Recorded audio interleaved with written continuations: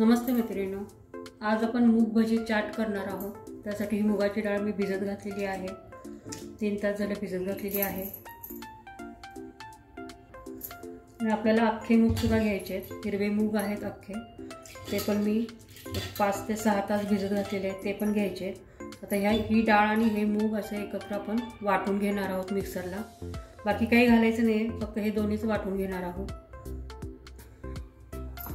1 वाटी मी हे हिरवे मूग घेतलेले आहे।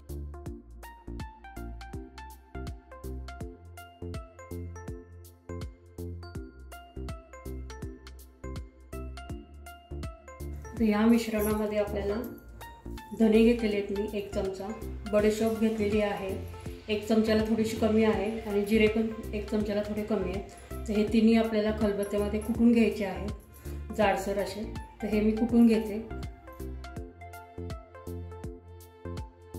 तर हे कुटलेलं आपण यामध्ये घालूया, असं जाडसर केलेलं आहे।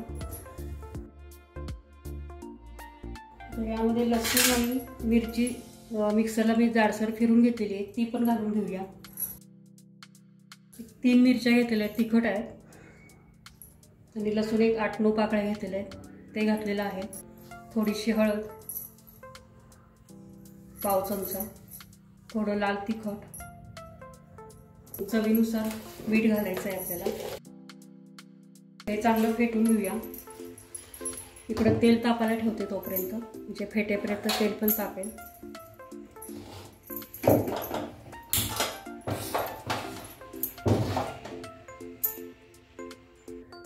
तेल इकडे तापत ठेवलेलं आहे। ओटा लहान असल्यामुळे सगळं दाखवता येत नाही, सारखा गॅस मागं पुढं ओढावा लागतो। आता हे फेटून घेऊया। यात थोडीशी कोथिंबीर घालून घेऊया। ओवा घालायचा आहे, 1 चमचा घेतलेला आहे ओवा, हातावर चोळून घालायचा आहे, त्यामुळे वास छान येतो।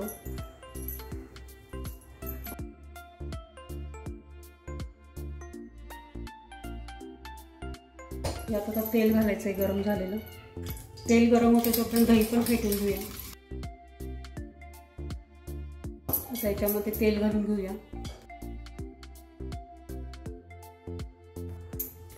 थोडा पाण्याचा ओला हात घ्यायचा आहे।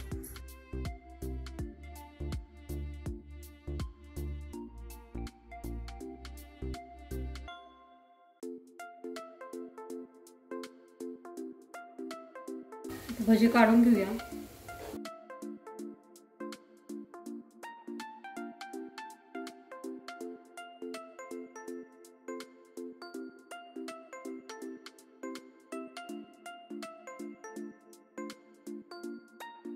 संध्याकाळच्या वेळेला खायला चांगलं आहे। 4-5च्या दरम्यान मुलं शाळेतून आले किंवा माणसं आपले ऑफिसमधून आले, 4 वाजता भूक लागली की तेव्हा हे असं करायला छान आहे। एवढे झालेले आहेत। आता आपण चाट तयार करायला घेऊया। आता आपण प्लेट लावून घेऊया। बाहेर द्रोणमध्ये देतात, मी आता डिशमध्येच करणार आहे, कारण द्रोण माझ्याकडे नाही आहे। त्याच्यावर आपण दही घालून घेऊया।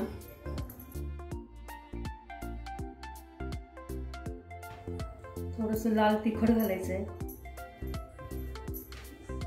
काळं मीठ, चाट मसाला,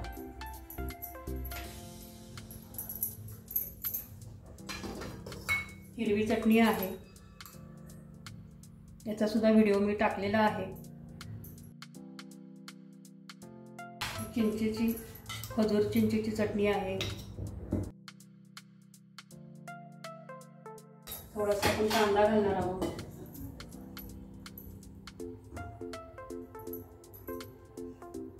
कोथिंबीर,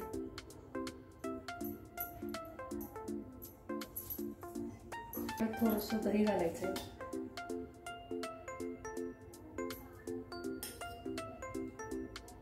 छान अशी चटपटीत आपली डिश तयार झालेली आहे।